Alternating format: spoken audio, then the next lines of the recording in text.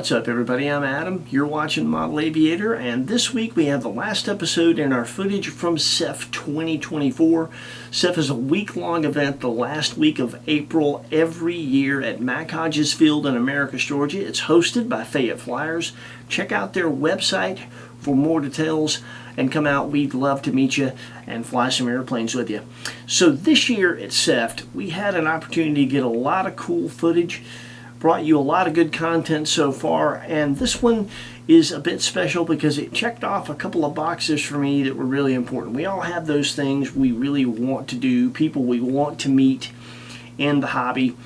I have, secondly, wanted to see the Hangar 9 OV-10 Bronco fly up close and personal and not on video. Haven't had an opportunity to do that anywhere. And I've wanted to meet Ali Machinchy for a long time. He is a person in the hobby that I look up to. There are pilots in specific genres, like Jace Ducia in 3D. No one will deny that that kid is the best to ever do that. But when it comes to all-around pilot, Ali has a knack for making anything he flies look the way you feel like it should look, as good as it can look, and that is really a quality that I appreciate. I like to be versatile myself. I pattern my flying after people like Ali, and he is one of the best scale contest pilots out there. He's won Top Gun several times, including a couple of times with the airplane we're talking about. He's going to talk to us about the Hangar 9 OV-10 Bronco. He has a second prototype, been flying it for years now, and that is the largest airplane in Hangar 9's lineup. It is a huge, gorgeous, super scale warbird ARF, and I mean, it's a contest winner. It doesn't get any better than that. You can't imagine how large this airplane is until you are standing next to it. It is truly a large, imposing model, but it is not imposing in the air, because we had the treat of having Ali demo it, tell us some stories, and then he handed me the transmitter and gave me a go at it, and that was a thrill that I did not expect.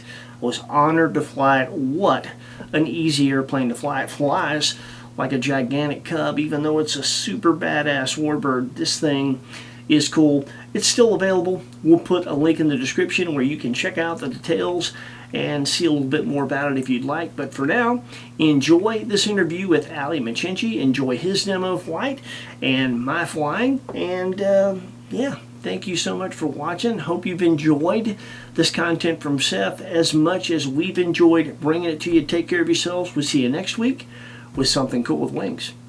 And we are here at SEFF with Ali Machinchy. Ali, thanks for finally. Yeah, likewise. Excited. So this airplane is amazing. Tell us a little bit about this beast.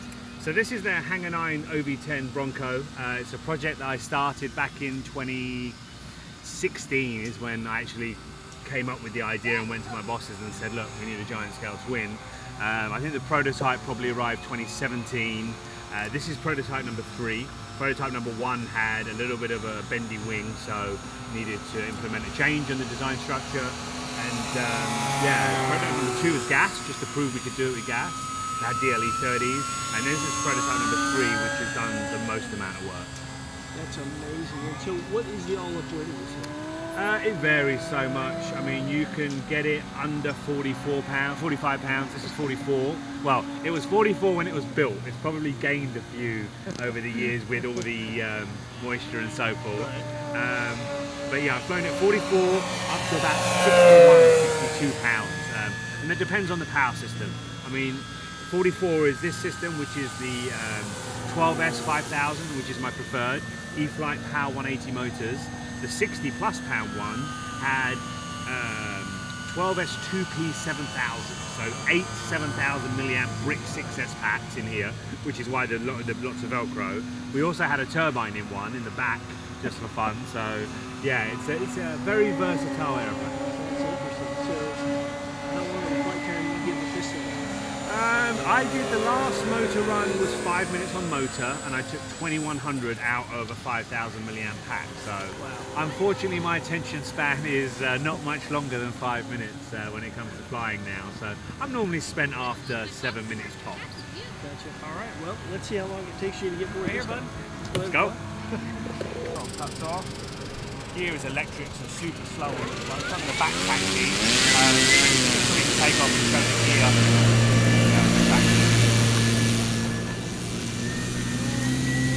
Perfect aeroplane for grass field ops. It's one of the reasons why this actually won. When I said I suggested we do a giant scale twin, it was going to be between this or an aeroplane.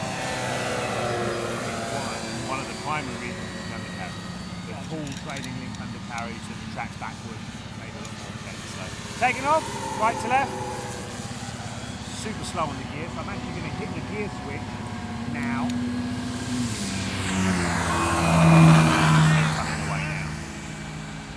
Things I love about the OV-10 is it's such a stable platform. You can just throw the flaps out and just cruise along.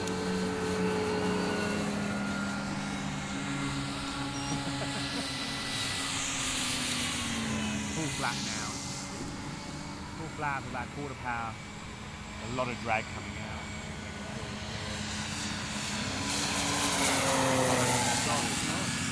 I mean, it's nothing headwind today. You can open it up, flaps away. Now it's very soft in the way it flies. I mean, I'll show you a ballistic roll. I always pitch up to the ballistic roll. That's full rate of roll, a little bit down. It just catches some people out. I actually cheated the ailerons and made them bigger. Elevator's incredible. Elevator.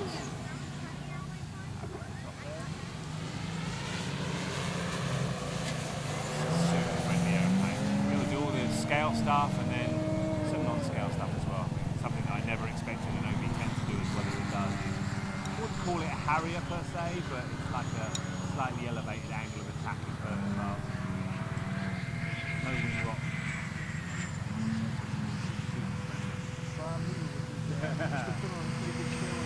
Right. When I've flown this thing so much now, almost to the point of bored of it. I don't bring it out that often. So I'm actually going to land it. How about for a change we hand over the transmitter? Fancy a go? Yeah, anyone, I don't mind. So yeah, flaps down, gear down, short final, landing right to left. The only thing I miss about this particular one is I lost the reverse function. I had reverse close to motors with the receiver testing that I use in the Singapore. We have to build the reverse. So yeah, it's a feature that I need to put in again. It's a lot of fun doing those short films. So flaps are there. That's full flat. Take-off flat. Clean. Gear is here. And the rest is all enjoy. Awesome. You take off with flaps? Yeah, always. It's a device, so yeah. Take it off, right to left. Yeah, no problem. Your plane, enjoy it.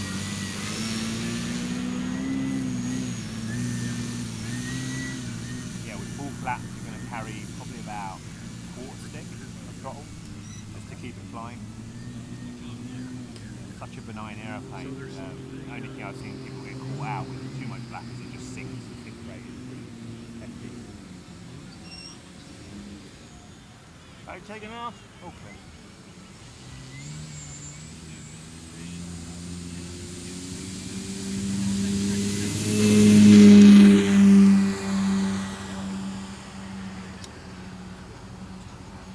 May need a little bit of rudder in the turns. I had this aeroplane set up for Top Gun. It's never changed. So the synapse setting has a little bit of gain in.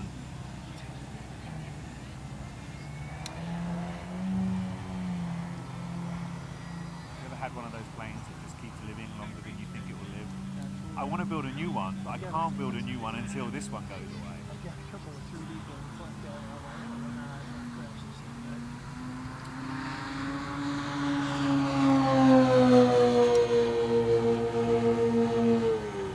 Trim, I feel like it's a bit trimmed to see you. You're right, that roll rate is nothing spectacular. Nope, super. Again, I set this airplane up for scale competition, so I turned all the ailerons down, I turned even the elevator down. Yeah, if I did another one, I'd like to do it with spoilers, because the real one had spoilers. Right. And that was to make it roll. It's at such a slow roll rate that without the spoilers, it almost didn't roll. So yeah, I'd like to do a model with pop-up spoilers. For a guy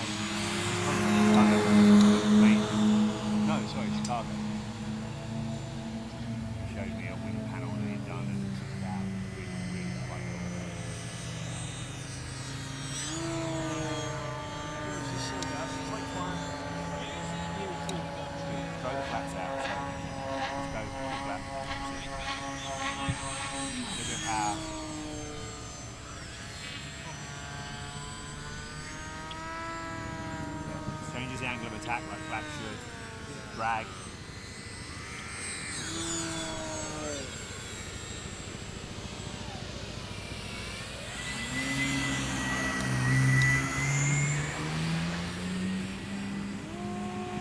Yeah, I've been known to do just touch and goes with this airplane. The whole pack, like 7 minutes of touch and go, which is really easy. It's so much fun. Yeah, it's a great platform.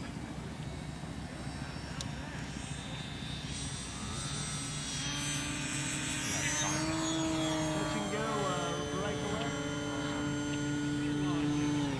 Wind, but it's not enough wind to worry about.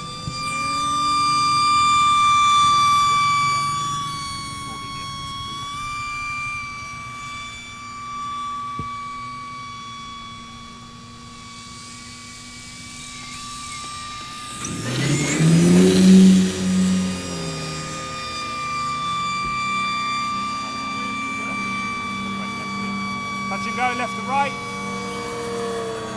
Left to right or right to left? Left to right. The wind is coming from the right. Alright. That big red flag next to you would...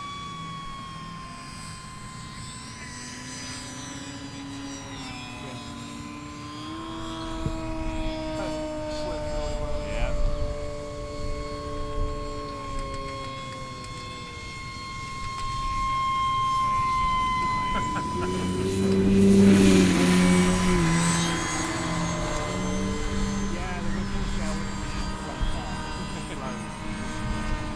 One of the things that's really cool about this project, now by accident completely, I managed to fly with two people that flew OVs and given them stick time as well.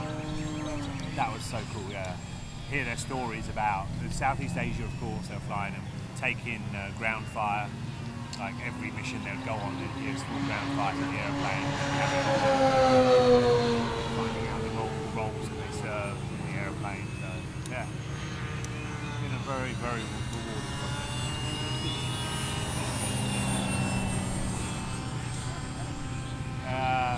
It's the wind is coming from the right. You have one person on the wreckage on the runway. You landing? Yeah, right. Landing, left to right.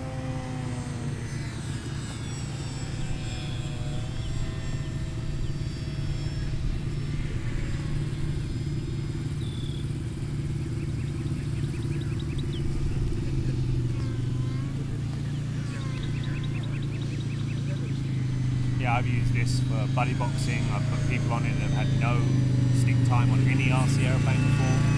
Using our wireless buddy box system. You know, they've flown it without a problem.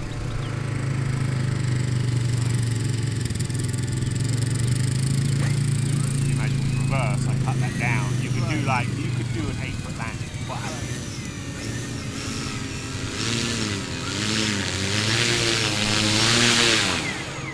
So glad you liked it.